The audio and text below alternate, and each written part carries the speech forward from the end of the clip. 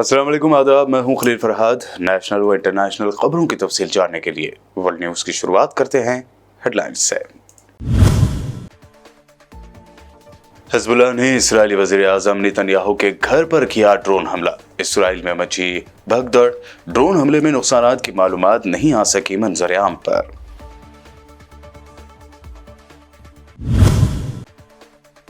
Jordan का border पार करके उर्दूनी नौजवानों ने इस्राएली चौकियों पर किया हमला। 2 इस्राएली फौजी जख्मी। जॉर्डन आर्मी की वर्दी में थे हमलावर। जवाबी फायरिंग में दोनों ही हलाक। हमास ने याहिया सिनवार की शहादत की कर दी तस्दीक। जंगबंदी तक यरगमालियों की वापसी से किया इनकार। अल-क़स्साम ब्रिगेड ने कहा, सियोनी फौज से लड़ते हुए एक हीरो की तरह शहीद हुए याहिया सिनवार, जिस पर है हमें फख्र। तालिबान ने याहिया सिनवार की मौत पर जाहिर किया अफसोस। कहा, शहादत हर मुसलमान और लड़ने वाले मुजाहिद का सबसे बड़ा ख्वाब। अमीर कतर की वालदा ने भी हमास के मकतूल रहनुमा को पेश किया खिराज। बाबा सिद्दीकी के कातिल के टीवी चैनलों को दिए इंटरव्यू पर हर कोई हैरान। सुप्रिया श्रीनेते ने कहा, जिसे पुलिस से डरना चाहिए वो इंटरव्यू दे रहा है और पुलिस पीछे खामोश तमाशाई बनी बैठी है। भाजपा ने देश को बना दिया है सर्कस। और महाराष्ट्र इंतखाबात में समाजवादी पार्टी भी आजमाएगी किस्मत। अखिलेश यादव ने 12 सीटों की इंडिया अलायंस के सामने रखी मांग। ये हेडलाइंस। बढ़ते हैं खबरों की तफसील की जानिब। हिजबुल्लाह की जानिब से इस्राएली वज़ीर आज़म नेतन्याहू की ज़ाती रिहाइशगाह पर ड्रोन हमले की इत्तला सामने आ रही हैं, जिसमें इस्राएली पीएम नेतन्याहू के बाल बाल बच जाने की खबर है, जिसके बाद इस्राएली इंटेलिजेंस और इस्राएली आर्मी में भगदड़ मच गई है। सऊदी मीडिया रिपोर्ट्स के मुताबिक गैर मुसद्दक़ा इत्तला से मालूम हुआ है कि हिजबुल्लाह की जानिब से इस्राएल के शहर कैसरिया में फायर किए गए रॉकेट में इस्राएली पीएम नेतन्याहू की प्राइवेट रिहाइशगाह को निशाना बनाया गया। सोशल मीडिया पर की गई पोस्ट पर भी बताया गया है कि हिजबुल्लाह के रॉकेट हमले में जिस इमारत को निशाना बनाया गया है वो इस्राएली पीएम नेतन्याहू की ज़ाती रिहाइशगाह है। रिपोर्ट्स के मुताबिक हमले में किसी किस्म के नुकसानात की इत्तलात सामने नहीं आ सकी है और न ही इस बात की तस्दीक हो सकी है कि हमले के वक्त नेतन्याहू अपने रिहाइशगाह पर मौजूद थे या नहीं। बहरहाल, इसका एक वीडियो सामने आया है जिसमें एक ड्रोन इस्राएली हेलीकॉप्टर के पीछे और फिर ऊपर परवास कर रहा है और जैसे ही हेलीकॉप्टर से ड्रोन दिखाई देता है, इलाके में सायरन बजने लग जाते हैं।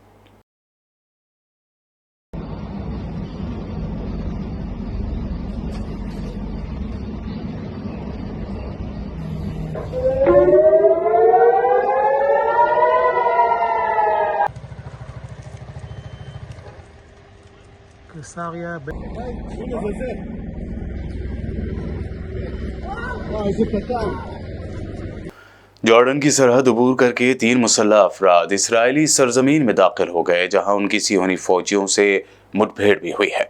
अरब मीडिया के मुताबिक जॉर्डन से इस्राएली बॉर्डर में दाखिल होने वाले दोनों हथियारबंद अफराद ने उर्दन की फौज का यूनिफॉर्म पहना हुआ था। ताहम जॉर्डन ने ऐलान किया है कि ये उनके फौजी नहीं थे। उन्होंने सरहदी लोहे की बाड़ को काटा और इसराइल की फौजी चौकी तक पहुंचे, जहां उनकी झड़प कई घंटों तक जारी रही, जिसके नतीजे में सियोनी फौज के 2 अहलकार शदीद जख्मी हो गए। इसराइली फौज के जख्मी अहलकारों में से एक की हालत नाजुक होने के सबब हलाकतों का खदशा जाहिर किया जा रहा है। दूसरी जानिब इसराइली फौज का दावा है कि जवाबी फायरिंग में जॉर्डन से दाखिल होने वाले दोनों मुसल्लह अफराद मारे गए, जबकि तीसरा फरार हो गया। हमास चीफ याहिया सिनवार को कत्ल करने के बाद इसराइल ने गजा पर हमले तेज कर दिए हैं। इसराइल के नॉर्थ गजा में पनाह गज़ीन कैंप पर ताज़ा हमले में 33 फ़लस्तीनी शहीद, जबकि 80 से ज़ायद फ़लस्तीनी ज़ख्मी हो गए। अरब मीडिया के मुताबिक इसराइली जंगी तैयारों ने नॉर्थ गजा में जबालिया पनाह गज़ीन कैंप पर अंधाधुंध बमबारी की। जख्मियों में से मुतअद्दिद की हालत नाजुक बनी हुई है। इसराइली फोर्सेज ने 2 हफ्तों से जबालिया कैंप का मुहासरा कर रखा है। इसराइली हमले में मुतअद्दिद इमारतें भी तबाह हो गई हैं। يسكنه عدد كبير جدا من النازحين. ما زالت طواقم الدفاع المدني والصحة تنتشل عدد كبير جدا من الإصابات. हमास ने अपने चीफ याहिया सिनवार की शहादत की तस्दीक करते हुए तमाम से उनकी गायबाना नमाज जनाजा अदा करने की अपील की है। वहीं कतर में मौजूद हमास के रहनुमा जो मुमकिन तौर पर याहिया सिनवार की जगह ले सकते हैं, खलील अल हया ने कहा है कि इसराइली यरगमालियों को उस वक्त तक रिहा नहीं किया जाएगा जब तक इसराइल गजा के खिलाफ अपनी जंग खत्म नहीं कर देता, इलाके से इनखला नहीं करता और जेलों में कैद फलस्तीनियों को रिहा नहीं कर देता। इस वीडियो बयान में अल हया ने कहा कि यरगमाली तब तक वापस नहीं जाएंगे जब तक गजा में हमारे लोगों के खिलाफ जारहियत खत्म नहीं होती। हमास के Askari wing al Qassam brigade ने भी तहरीक के सरबराह याहिया सिनवार की शहादत पर रद्द-ए-अमल का इजहार किया और कहा कि हमारे लिए फ़ख्र की बात है कि कायदीन शुहदा के काफ़िले में शामिल हैं। उन्होंने अल्लाह की खातिर अपनी जानें और खून फ़लस्तीन की आज़ादी की राह पर कुर्बान किया। याहिया सिनवार अपने मुजाहिदीन भाइयों के दरमियान गाजिबों से लड़ते हुए एक हीरो की तरह शहीद हुए। तर्जमान का कहना था कि अबू इब्राहिम यानी याहिया सिनवार ने अपनी जवानी कैदी के तौर पर कुर्बान की और 20 साल से ज़्यादा अरसे तक इसराइली जेलों में कैद रहे। अगर दुश्मन ये सोचता है कि कैदीन की शहादत से मज़ाहमत खत्म या हम पीछे हट जाएंगे तो ये उसकी भूल है, बल्कि ये तहरीक जारी रहेगी और मज़ीद आगे बढ़ेगी। अफगानिस्तान में तालिबान हुकूमत ने हमास के सरबराह याहिया सिनवार की शहादत पर अफसोस का इजहार किया है। अफगान हुकूमत के तर्जमान ज़बीहुल्लाह मुजाहिद की जानिब से जारी बयान में कहा गया है कि अल्लाह की राह में शहादत हर मुसलमान और लड़ने वाले मुजाहिद का सबसे बड़ा ख्वाब है। हम बहादुर मुजाहिद भाई याहिया सिनवार की शहादत पर इस्लामी तंजीम हमास, तमाम मुजाहिदीन और ख़ास तौर पर फ़लस्तीन के मजलूम और मुजाहिद अवाम से ताज़ियत का इजहार करते हैं। उनका कहना था कि काबिज इसराइलियों को ये नहीं भूलना चाहिए कि मुजाहिदीन कायदीन की शहादत से दुश्मन के खिलाफ जद्दोजहद को कई गुना ज़्यादा मजबूती मिलेगी। अफगान हुकूमत ने तमाम मुसलमानों से मुतालबा भी किया कि वो फ़लस्तीन के मजलूम अवाम के मौक़िफ़ की हिमायत करें, उनके पीछे खड़े हों और इस हवाले से जिम्मेदारी पूरी करें जो सब पर लागू होती है। याहिया सिनवार की शहादत पर अमीर कतर की वालिदा शेखा मौजा बिन्त नासिर ने रद्द-ए-अमल ज़ाहिर करते हुए याहिया सिनवार की शहादत पर उन्हें ख़िराज तहसीन पेश किया है और उनके लिए पैगाम भी जारी किया है। कतर के अमीर तमीम बिन हमद अल सानी की वालिदा शेखा मौजा बिन्त नासिर ने सोशल मीडिया पर अपने पैगाम में कहा कि याहिया नाम का मतलब है वो जो जिंदा है। उन्होंने इसे मुर्दा समझा, लेकिन वो जिंदा है। वर्ल्ड न्यूज़ में वक्त हुआ है एक शॉर्ट ब्रेक का। जल्द लौटेंगे और देखेंगे मज़ीद अहम खबरें।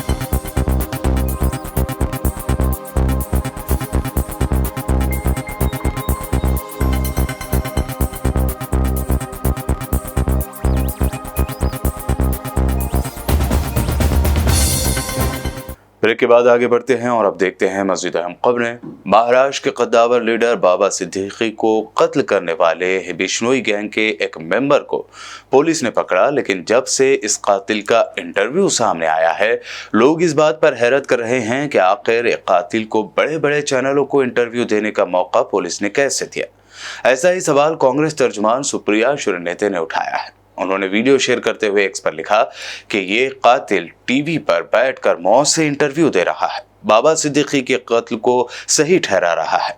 जिस पुलिस के सामने उस कातिल को कांपना चाहिए था, वो पुलिस पीछे तमाशाई बनी बैठी है, वो कत्ल की दिलचस्प कहानियां सुना रहा है। सुप्रिया शुरीनेते ने आगे लिखा कि देश को बीजेपी ने सर्कस बना दिया है, क्या अदालतें सो रही हैं। नॉर्थ ईस्ट स्टेट मणिपुर अब भी वायलेंस की आग में चल रहा है। मणिपुर में आज हफ्ता 19 अक्टूबर को ताज़ा तशद्दुद भड़क उठा। यहाँ पर इंतहा पसंदों ने जेरीबाम जिले के एक गांव पर हमला कर दिया। अहदेदारों ने जानकारी देते हुए बताया कि जदीद हथियारों का इस्तेमाल करते हुए इंतहा पसंदों ने सुबह करीब 5 बजे बोरोबिकरा पुलिस थाने के आसपास के गांव को निशाना बनाकर फायरिंग शुरू कर दी और बम भी फेंके। सीआरपीएफ और पुलिस एहलकारों ने जवाबी कार्रवाई की और दोनों तरफ से शदीद फायरिंग का तबादला हुआ। फिलहाल इस हमले में हुए नुकसान की मालूमात सामने नहीं आ सकी है।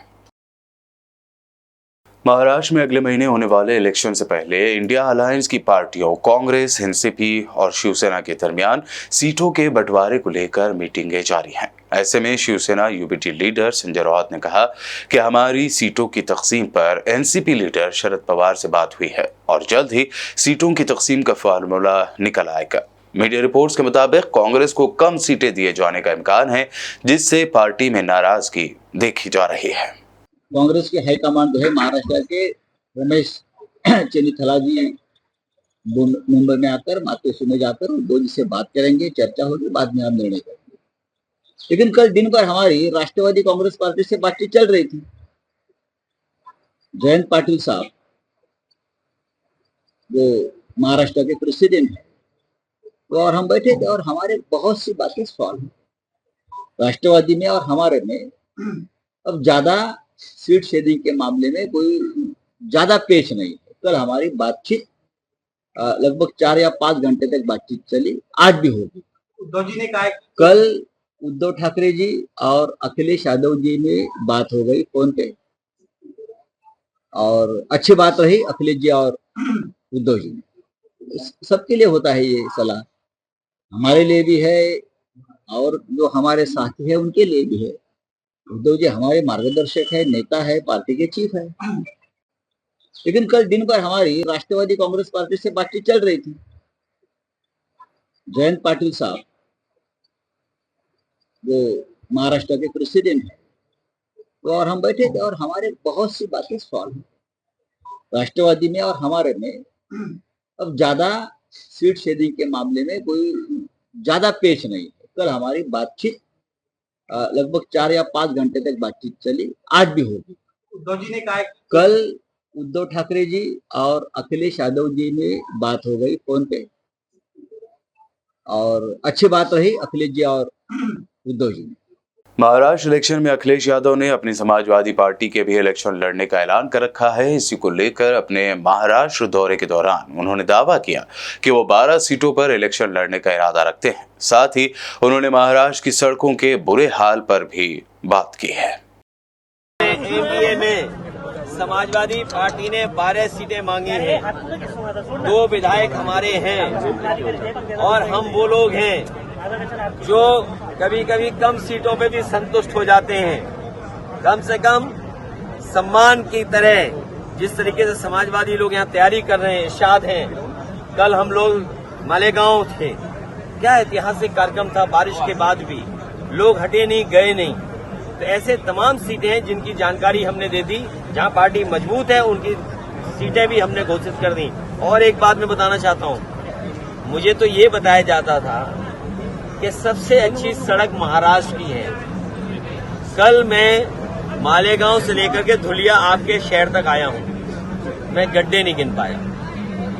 ये टोल इसीलिए लेते हैं, लगता गड्ढा भरने के लिए, लेकिन उस टोल से गड्ढा नहीं भरा जाता।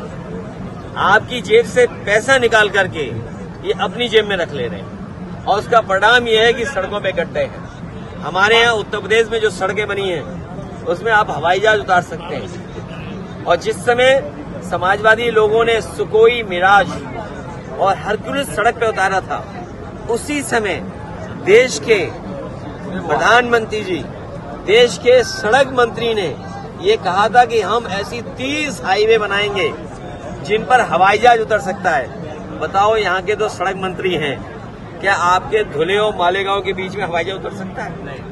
कांग्रेस तर्जुमान अभय दुबे ने प्रेस कॉन्फ्रेंस करते हुए कहा कि गुज़िश्ता 10 साल में मोदी सरकार ने किसानों के साथ जो गलत बर्ताव किया है उससे साफ हो गया है कि नरेंद्र मोदी किसान मुखालिफ हैं। बीते 10 साल में मोदी सरकार ने जो किसानों के साथ दुर्व्यवहार किया है उसकी एक लंबी कहानी है। कहते हैं ना, पूत के पांव पालने में दिख जाते हैं। सरकार ने आते ही जो किसानों के खिलाफ एक के बाद एक निर्णय लिए, उससे ये कहावत न सिर्फ चरितार्थ हुई अपितु 75 करोड़ किसानों के मन में अंकित हो गई कि किसान विरोधी नरेंद्र मोदी। सत्ता में आते ही सबसे पहला निर्णय मोदी सरकार ने लिया कि किसानों को जो 150 रुपए का बोनस धान और गेहूं पर प्रांत की सरकारें दिया करती थी समर्थन मूल्य के ऊपर, वो जून 14 में एक आदेश जारी करके सभी राज्यों को कह दिया कि अगर ये बोनस आपने देना जारी रखा तो हम आपका समर्थन मूल्य पर से अनाज खरीदना बंद कर देंगे। दूसरा निर्णय लिया दिसंबर 2014 में, जब एक के बाद एक अध्यादेश लेकर आए किसानों की भूमि के उचित मुआवजा कानून, जो कांग्रेस पार्टी ने, मनमोहन सिंह जी, सोनिया गांधी जी ने सभी राजनीतिक दलों की सहमति से बनाया था, उसको रोकने के लिए 3 अध्यादेश लेकर आए। उसके बाद 6 फरवरी 2015 को सर्वोच्च अदालत में एक शपथ पत्र दिया और यह कहा कि अगर किसानों को लागत का 50% ऊपर समर्थन मूल्य दिया तो बाजार डिस्टॉर्ट हो जाएगा। अर्थात व्यापारियों के साथ मोदी सरकार खड़ी हो गई और इस बात से साफ इनकार कर दिया कि वो 50% समर्थन मूल्य कॉस्ट के ऊपर देने को तैयार है। प्रधानमंत्री जी ने बरेली की रैली में 28 फरवरी 2016 को एक घोषणा की कि 2022 तक किसान साथियों आपकी आय 2 गुनी कर दूंगा। मगर पता लगता है कि 10 वर्षों में एनएसएसओ बताता है कि किसान की आमदनी 27 रुपए प्रतिदिन रह गई है और 74,000 रुपए का औसत कर्ज किसानों पर देश भर में हो गया। फरवरी 2016 में ही खरीफ सीजन में सीहोर में प्रधानमंत्री जी ने एक रैली को संबोधित किया और कहा कि विश्व की सबसे अच्छी फसल बीमा योजना में किसान भाइयों के लिए लेकर आ रहा हूं। उसका हश्र यह हुआ कि आज निजी कंपनियों ने 64,000 करोड़ रुपए का मुनाफा कमाया। किसानों को तो उसका लाभ नहीं मिला, मगर निजी कंपनी मुनाफा योजना बनकर ये योजना रह गई। फिर हमने देखा कि प्रधानमंत्री ने कहा कि कोविड के समय आपदा को अवसर में तब्दील करना है, तो अपने मुट्ठी भर धन्ना सेठ दोस्तों के लिए 2020 में फिर अध्यादेश लेकर आए और कृषि के क्रूर काले कानून लेकर आए गए। अब आज पता लगता है कि वो क्रूर काले कानून, नीति आयोग में उसका मसौदा एक अमीरी उद्योगपति भारतीय मूल के शरद मराठे, उन्होंने ये प्रस्ताव दिया था, जिसको ये कृषि के क्रूर काले कानून के रूप में लेकर आए। वो कानून भी इसलिए लेकर आए थे कि इसेंशियल कमोडिटी एक्ट में संशोधन करके वैल्यू चेन पार्टिसिपेंट्स को असीमित मात्रा में संग्रहण की अनुमति, भंडारण की अनुमति दे दें और उससे वो असीमित मात्रा में भंडार करके ऐसे समय फसलें बाजार में बेच दें जिस जब किसानों की फसलें आने वाली हो और प्राइसेस क्रैश हो जाए और किसानों को फसलों के दाम नहीं मिल पाए। संजय सिंह, मनीष सिसोदिया और अरविंद केजरीवाल के बाद अब आम आदमी पार्टी लीडर और दिल्ली के साबिक मिनिस्टर सत्येंद्र जैन को भी अदालत से जमानत मिल गई और वो कल जेल से बाहर आ गए। आम आदमी पार्टी ने उनके जेल से बाहर आने के बाद जश्न मनाया। आम आदमी पार्टी ने उनकी रिहाई को सच की जीत करार दिया। मुझे बहुत खुशी है कि हमारे भाई, हमारे मित्र, हमारी पार्टी के सीनियर लीडर सत्येंद्र जैन जी को ऑनरेबल कोर्ट से जमानत मिल गई है। सत्येंद्र जैन जी इस देश में मोहल्ला क्लिनिक की क्रांति के जनक हैं। पब्लिक हेल्थ सिस्टम को, सरकारी हेल्थ सिस्टम को, सरकारी लोकल हेल्थ सिस्टम्स को, सरकार के बड़े बड़े हॉस्पिटल्स को कैसे शानदार बनाया जा सकता है, और ये कोई असंभव काम नहीं है, इसको संभव करके दिखाया सत्येंद्र जैन जी ने। दिल्ली के लोगों को सत्येंद्र जैन जी की वजह से आज शानदार हॉस्पिटल मिले हैं, नए नए हॉस्पिटल मिले हैं, पुराने हॉस्पिटल्स का रिवैम्प हुआ है उनकी वजह से, और मोहल्ला क्लिनिक जैसी इनोवेटिव चीज़ मिली है जिसको अब देश ही नहीं दुनिया भर के लोग जिससे सीख ले रहे हैं। कई राज्यों में मोहल्ला क्लिनिक बनाए गए हैं। ये सब सत्येंद्र जैन जी की देन है। सत्येंद्र जैन जी बहुत मेहनत के साथ दिल्ली के लोगों की सेवा कर रहे थे, लेकिन भारतीय जनता पार्टी ने कुचक्र करके, षड्यंत्र करके, क्योंकि उनको डर लग रहा था कि अगर अरविंद केजरीवाल जी की सरकार इसी तरह से दिल्ली के लोगों की स्वास्थ्य सेवाओं को ठीक करती रही तो दिल्ली नहीं पूरे देश में लोग बीजेपी से भी क्वेश्चन पूछने लगेंगे कि भाई अगर सत्येंद्र जैन और अरविंद केजरीवाल जी दिल्ली के अस्पतालों को ठीक कर सकते हैं तो आप गुजरात के, उत्तर प्रदेश के अस्पतालों को ठीक क्यों नहीं कर रहे? आप बाकी राज्यों के जहां आपकी सरकारें हैं वहां के अस्पतालों को, सरकारी अस्पतालों को ठीक क्यों नहीं कर रहे? ये बात पूछने लगेंगे। इसलिए सत्येंद्र जैन जी को गिरफ्तार किया गया। कुछ नहीं मिला उनके खिलाफ, तो 4-4 बार उनके घर पे ईडी की रेड की, भारतीय जनता पार्टी ने ईडी की रेड कराई उनके घर पे, लेकिन उसके बावजूद उनके घर से एक पैसा नहीं मिला, एक कागज नहीं मिला। झूठे आरोप में, झूठे षड्यंत्र के तहत पीएमएलए कानून लगा के उनके ऊपर उनको जेल में रखा गया। ये भारतीय जनता पार्टी की बहुत बड़ी साजिश थी। आज भारतीय जनता पार्टी की पूरी साजिश का पर्दाफाश हुआ है, क्योंकि सत्येंद्र जैन जी के खिलाफ कुछ नहीं निकला। आज ऑनरेबल कोर्ट में खुद ये ऑब्जर्व किया गया कि इस केस में अभी तो पता नहीं कितना समय लगेगा। क्यों समय लगेगा? क्योंकि कुछ मामला तो है नहीं। अब इधर उधर से भानुमति का कुनबा जोड़ जोड़ के कोई झूठा केस बना रखा है। बुलेटिन के आखिर में हेडलाइंस पर डालते हैं एक और नजर। हिजबुल्लाह ने इस्राएली वज़ीर-ए-आज़म नेतन्याहू के घर पर किया ड्रोन हमला। इस्राएल में मची भगदड़। ड्रोन हमले में नुकसानात की मालूमात नहीं आ सकी मंजर-ए-आम पर।